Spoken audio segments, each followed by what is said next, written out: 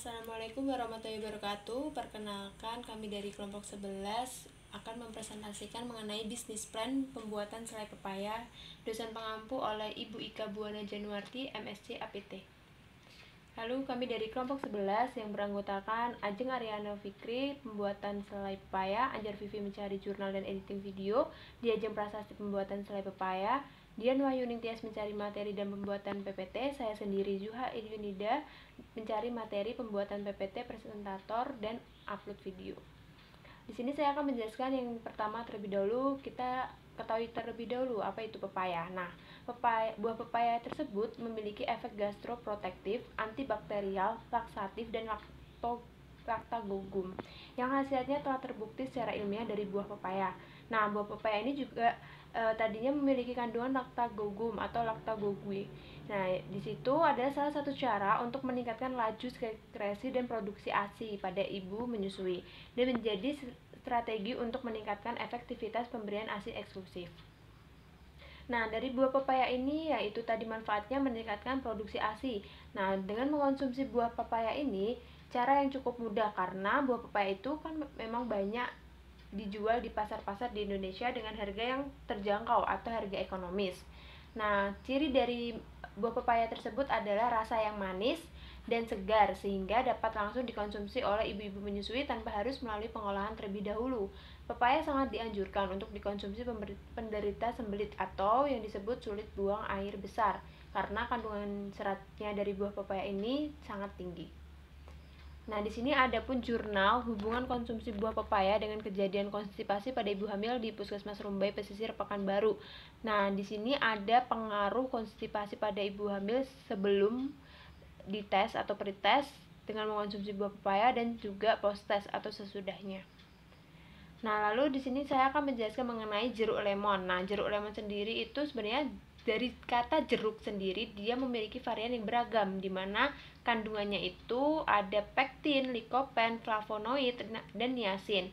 Nah, di sini saya akan lebih merinci ke jeruk lemonnya sendiri. Nah, jeruk lemon ini bisa diperas dan diambil sari buahnya sebagai pembuatan minuman.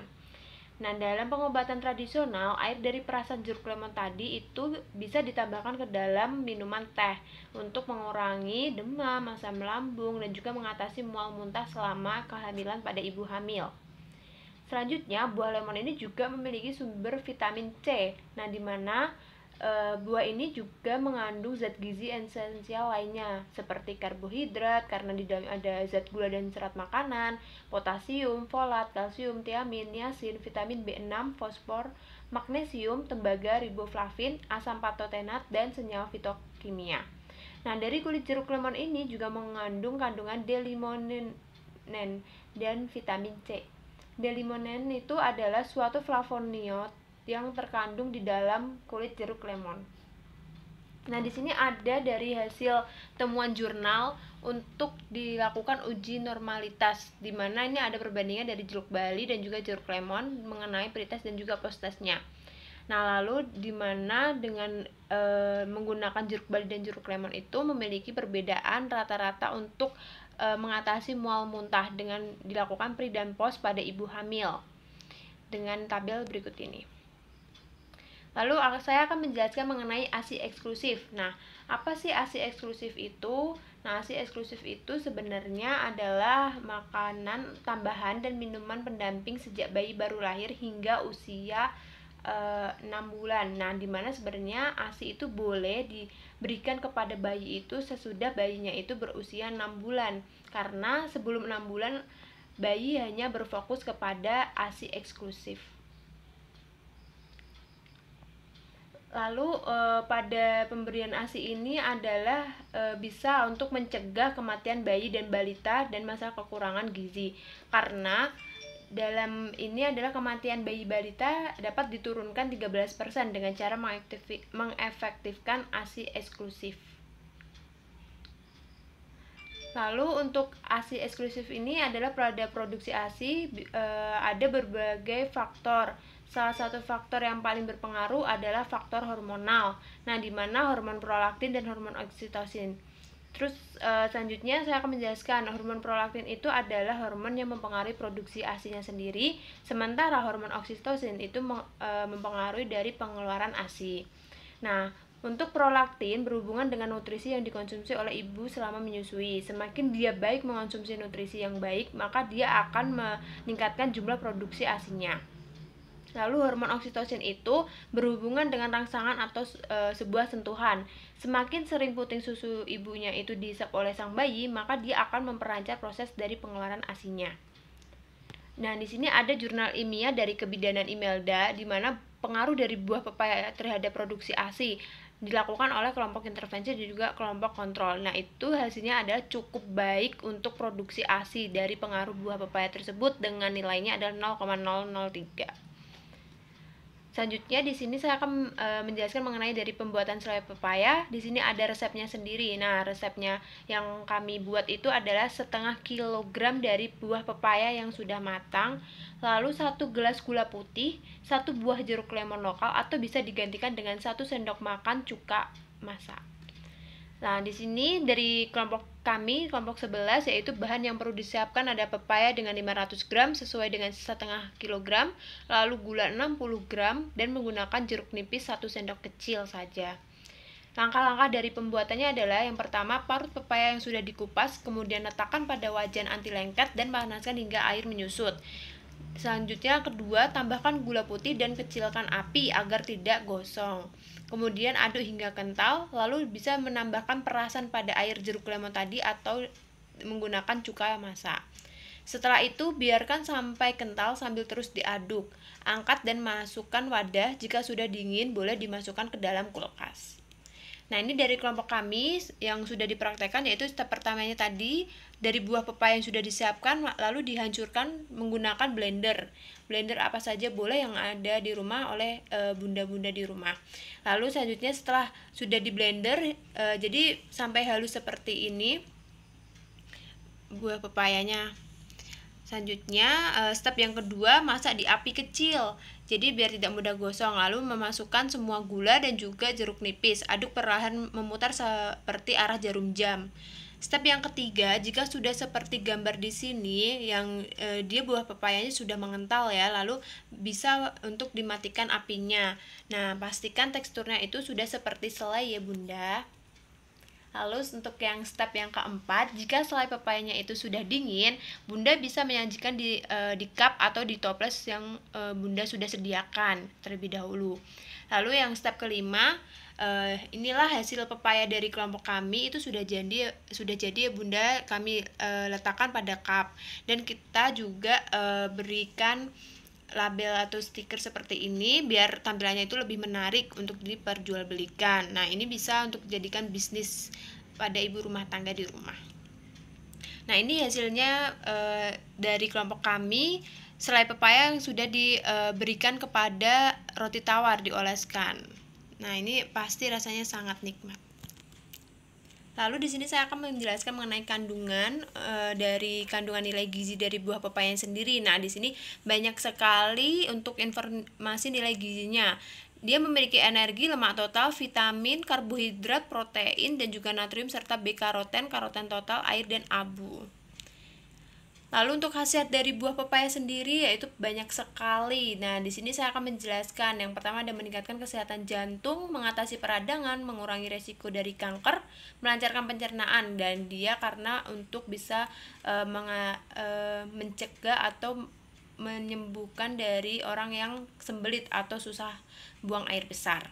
Nah, selanjutnya ada melindungi kesehatan kulit, mencegah asma, membantu menjaga kesehatan tulang, kesehatan mata, dan juga membantu menjaga kestabilan dari gula darah.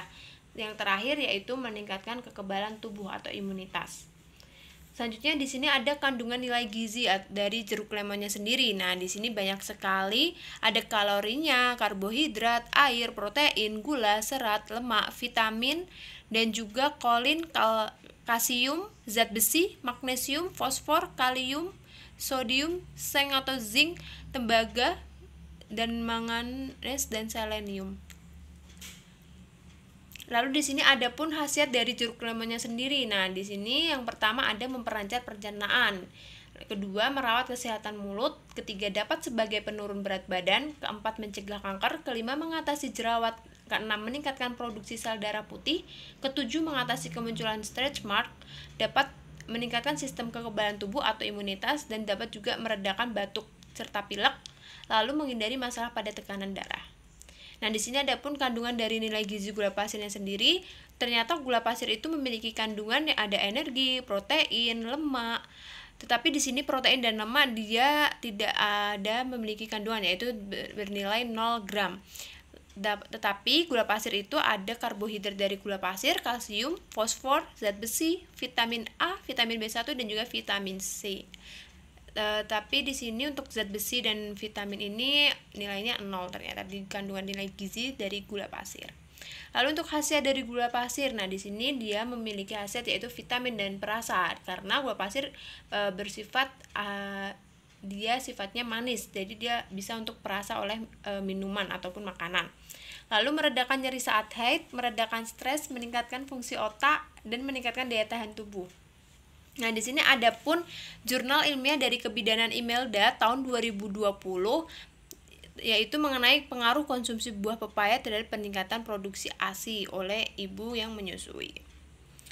Selanjutnya di sini saya akan menjelaskan menghitung bahan baku yang digunakan. Nah, bahan baku yang digunakan itu sama dengan saldo awal bahan baku ditambah pembelian bahan baku dikurangi saldo akhir dari bahan baku. Nah, saldo awal bahan bakunya itu 0. Untuk pembelian bahan bakunya adalah senilai 124.000. Nah, di sini ada pembelian bahan bakunya. Ada pepaya 4 kilo dengan harga 40, gula putih, lemon, stiker merek, botol wadah dengan kita mendapatkan total 124.000.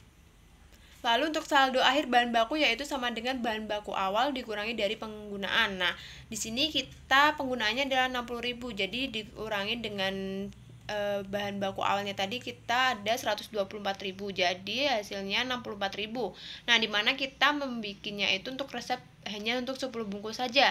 Jadi dengan rincian sebagai berikut, dengan total harganya 60.000. Lalu untuk menghitung biaya produksi, nah di sini untuk total biaya produksinya adalah bahan baku yang digunakan plus biaya tenaga kerja langsung ditambah dengan overhead produksi. Nah, bahan baku yang digunakan ada tadi 124.000, untuk biaya tenaga kerja langsungnya itu adalah 7.000 setiap jamnya.